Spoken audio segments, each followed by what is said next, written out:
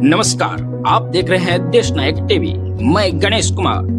पिछले कई वर्षों से प्रशांत किशोर ने पैदल यात्रा कर रहे हैं, तो जाहिर सी बात है जनता तो सवाल पूछेंगे ही।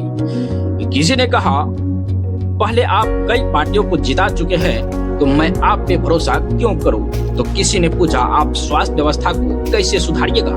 तो किसी ने शिक्षा व्यवस्था को लेकर सवाल किया, तो किसी ने बेरोजगारी पे सवाल किया।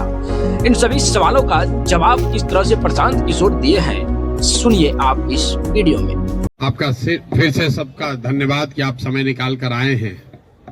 जितने भी आपने सवाल किए हैं वैलिड सवाल है। आपके डाउट्स, आपकी शंकाएं सब वैलिड ही है। किसी ने कहा कि आप तो पहले सब दल को जिताए हैं, तो आप पर भरोसा क्यों करें? कोई कह रहा है कि अरविंद केजरीवाल ठगा है, तो अब आपको क्यों फिर से मौका दें? डॉक्टर साहब ने तो पूरा 77 से पूरा हिस्ट्री ही पढ़ के बताया। 77 से 47 से तो ज्यादा आप राजनीति का आपको आइडिया नहीं है। मेरे भाई, कम से कम खुशी की बात यह है कि आप में इतनी चेतना बची हुई है, इतना हिम्मत बचा हुआ है कि आप आकर कुछ समाज या अपने विषय में कुछ बोल पा रहे हैं। जनसुराज की सबसे बड़ी ताकत, सफलता यही है कि इतने अपने आप को प्रबुद्ध कहने वाले लोग एक क्वासाई पॉलिटिकल प्लेटफॉर्म पर आकर बैठे हुए हैं। न तो नेता और को तो देख के आप पहले डर के भागते हैं कि चंदा उंदा लेगा, क्या करेगा क्या नहीं करेगा। आप यहाँ आए हुए हैं और इस घबराहट में नहीं है कि आपसे कोई कुछ ले लेगा, और आपकी हिम्मत हो रही है कि आप खड़ा होकर सवाल पूछ रहे हैं। ये जनसुराज की पहली ताकत और सफलता है। आप जितने यहाँ डॉक्टर सज्जन बैठे हुए हैं, जिन्होंने पूछा कि स्वास्थ्य व्यवस्था को आप कैसे सुधारिएगा, आप लोगों में कई लोगों को अपने अपने स्वास्थ्य मंत्रियों से भी मिलने का अवसर मिला होगा। उनसे कभी नहीं पूछे होंगे, क्योंकि बिहार सरकार में स्वास्थ्य विभाग का एक ही कार्यक्रम है, पता करो कौन डॉक्टर का सबसे ज्यादा प्रैक्टिस चलता है, उसका ट्रांसफर करो और उससे बदले में पैसा का उपाय करो। लेकिन आप में से किसी भी डॉक्टर ने आज तक ये हिम्मत नहीं की होगी कि जाकर पूछे स्वास्थ्य मंत्री से, जिसको आप वोट दबाते रहे हैं, कि भैया ये आप स्वास्थ्य सुधारने के लिए क्या करेंगे। पीछे सज्जन ने हमसे माल न्यूट्रिशन की भी बात पूछी है। अलग अलग आपने सवाल किया है, तो आप उन सवालों पर आएंगे, एक एक सवाल का जवाब भी देंगे। आपकी हमारी दुर्दशा इसलिए है कि बहुत साल पहले, सैकड़ों साल पहले, जो ग्रीस के बड़े दार्शनिक प्लेटो ने कहा कि if you do not participate in democracy, be ready to be ruled by your inferiors. अगर समाज में, राजनीति में आप भागीदार नहीं बनोगे, तो इस बात के लिए तैयार रहो कि कोई मूर्ख आदमी राजा बनकर आप पर शासन करेगा। तो बिहार की जो दुर्दशा है वो इसीलिए है कि आप चाहे डॉक्टर हैं या व्यवसायी, अपने आप को सो कॉल्ड प्रबुद्ध कहने वाले लोगों ने राजनीति और राजनीति करने वाले व्यवस्था से अपने आप को अलग कर लिया है। और आप सोच रहे हैं कि जो आदमी शराब का व्यापार करता है, जो बालू माफिया है, वो आकर बढ़िया स्वास्थ्य व्यवस्था काहे नहीं बना रहा। ये कोई रॉकेट साइंस नहीं है मेरे भाई। आप बालू माफिया को स्वास्थ्य मंत्री बनाओगे तो उससे स्वास्थ्य व्यवस्था नहीं सुधरेगा। तो अगर आप गलत आदमी का चुनाव करेंगे तो गलत ही होगा। अब मैं शुरुआत करूंगा भाई साहब के सवाल से, क्योंकि इन्होंने वो व्यक्तिगत एक सवाल उठाया है कि आप अब बहुत बड़े ज्ञानी बन रहे हैं, आप ही तो इन लोगों को बढ़ाए। ठीक तो बात है मेरे भाई, हमको आप बहुत ज्यादा क्रेडिट दे रहे हैं। कोई किसी को बना नहीं सकता है। हाँ, ये जरूर बात है कि पिछले 10 बरस में इनमें से कई नेताओं को, दलों को बढ़ाने में हमने कंधा लगाया है। नीतीश कुमार को हमने नहीं बनाया है, लेकिन नीतीश कुमार का जब दुर्दिन हुआ था तो उनको जिताने में मदद की थी, तो वो उसका उतना दोष हमारा है। लेकिन आप यहाँ आज क्यों आए? आप प्रशांत किशोर को सुनने नहीं आए, आप किसी साधारण डॉक्टर के लड़के को सुनने नहीं आए हैं। आप यहाँ इसलिए भी नहीं आए हैं कि हम 2 बरस से पैदल चल रहे हैं। हम 20 बरस पैदल चलेंगे तो एक डॉक्टर अपना 1 मिनट समय नहीं छोड़ेगा। आप इसलिए आए हैं कि 10 बरस हमने वो काम किया है समाज में लोगों को पता है कि ये आदमी अच्छा है खराब है, इस आदमी को राजनीति का समझ है। अगर पैदल चल रहा है तो कुछ न कुछ सोचिए कि चल रहा होगा। ये अपने आप को बड़ा मत बनाइए, अपने आप को पेडेस्टल पर मत बैठाइए। हम जब पैदल चलते हैं, लोग दुकान में दलान में बैठ के हंसता है, क्या ही चलने से कुछ होगा बिहार में। फिर भी हमारे पास आता है, इसलिए आता है कि उसको डर है कि ये प्रशांत किशोर चल रहा है।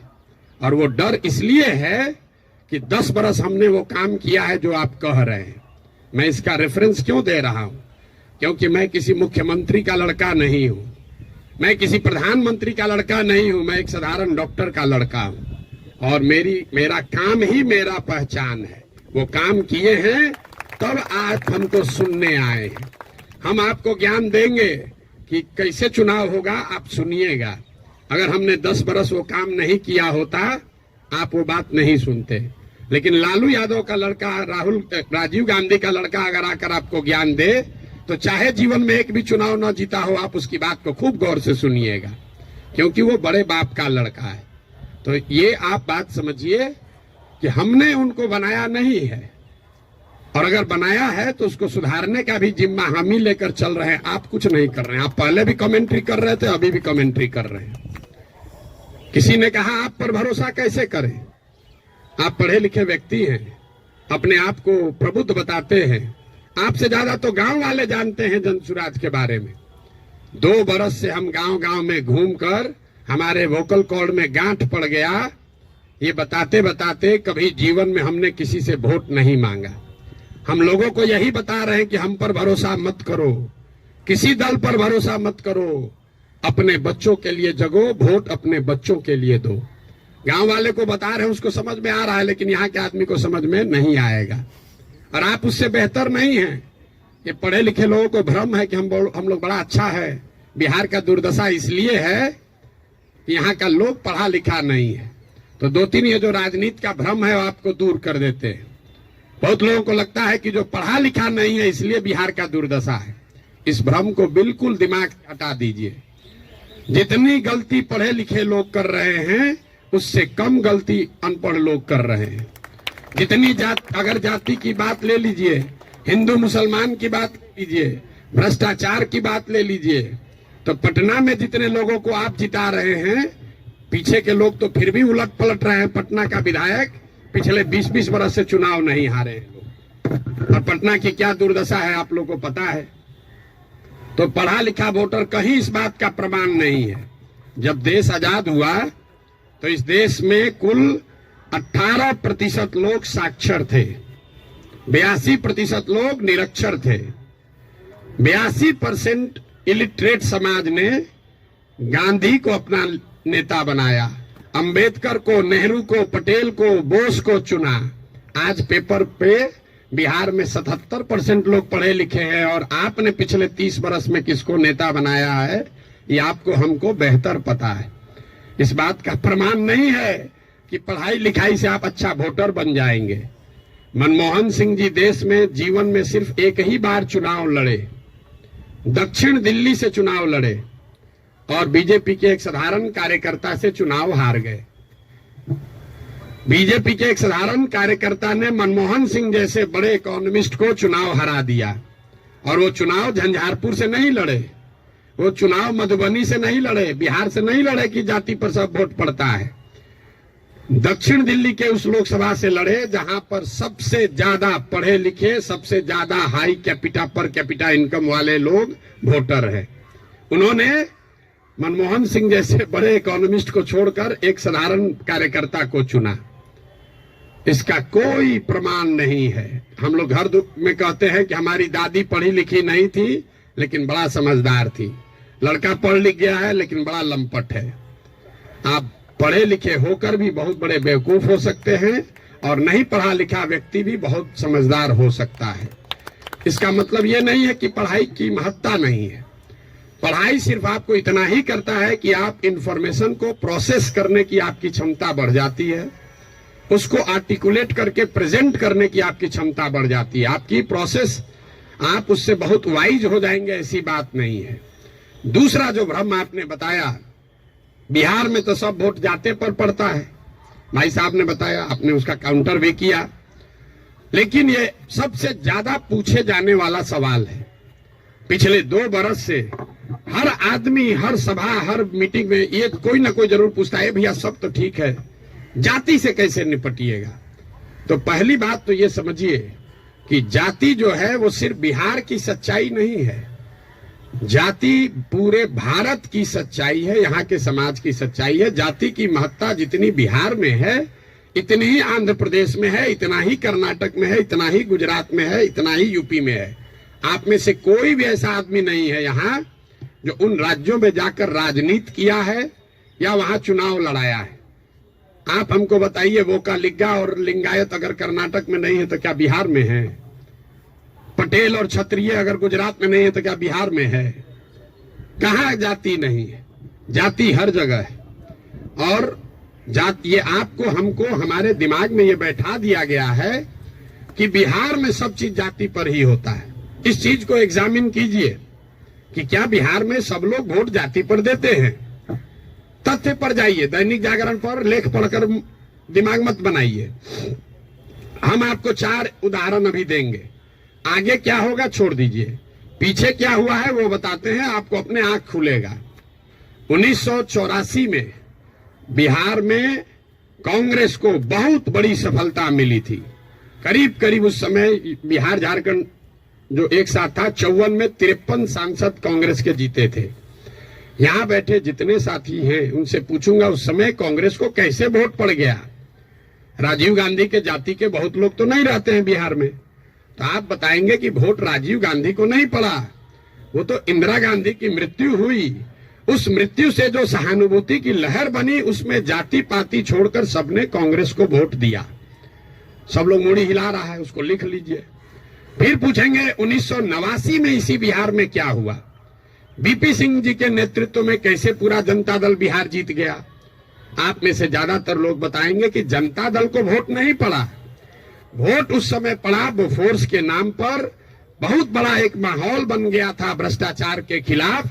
लोगों ने कहा राजा नहीं फकीर है, देश का तकदीर है, सब ने जाकर बीपी सिंह को वोट दिया।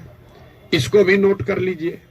फिर आपसे पूछेंगे 2014 में क्या हुआ, मोदी जीत गए, भाजपा कैसे जीत गया बिहार में? तो आप कहेंगे भाजपा का तो कोई ताकत ही नहीं था, वोट भाजपा को नहीं पड़ा, मोदी को पड़ा। मोदी के नाम पर ऐसी लहर बन गई कि समाज के हर वर्ग ने जाकर मोदी को वोट दिया। फिर आपसे पूछेंगे 2019 में क्या हुआ, तो लोग बताएंगे यहां राजनीति तो सब बात करता है कि भैया एकदम कांटे का मुकाबला था। ये जो पुलवामा हुआ ना, उसके बाद समझिए कि हर जात का आदमी जाकर मोदी को ही वोट दे दिया। इन चारों चुनावों को आप कागज में लिख लीजिए।